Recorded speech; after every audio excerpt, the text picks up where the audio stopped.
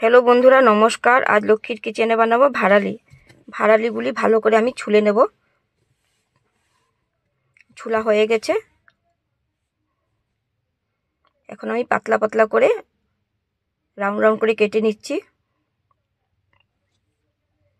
জিরি জিরি করে কেটে নেব।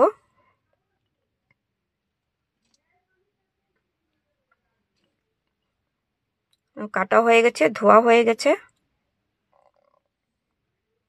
কুকারে দিয়ে দেব। 1 কাপ ডাল ধুয়ে রেখেছিলাম, সেটাও দিয়ে দিয়েছি। পরিমাণ মতো নুন দিয়ে দিয়েছি।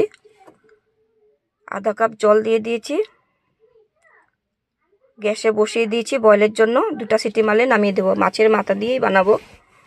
এদিকে কাঁচা লঙ্কা, পেঁয়াজ, রসুন, টমেটো কুচি, লঙ্কা নিয়ে নিয়েছি পেস্টের জন্য। পেস্ট করা হয়ে গেছে। জিরা, ধনিয়া, লঙ্কার গুঁড়া মশলা নিয়েছি। বয়েল হয়ে গেছে দেখুন।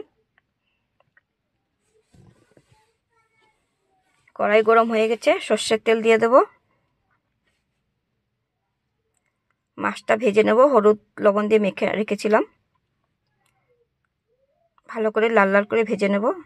ভাজা হয়ে গেছে, তুলে নিচ্ছি।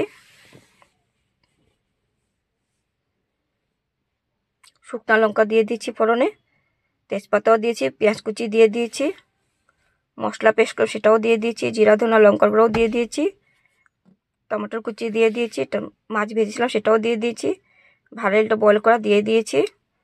ভালো করে নেড়ে চেড়ে, কত সুন্দর হয়েছে। সবজি রেডি হয়ে গেছে।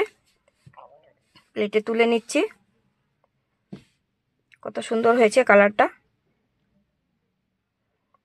ভালো লাগলে লাইক এন্ড সাবস্ক্রাইব, কমেন্ট করবেন।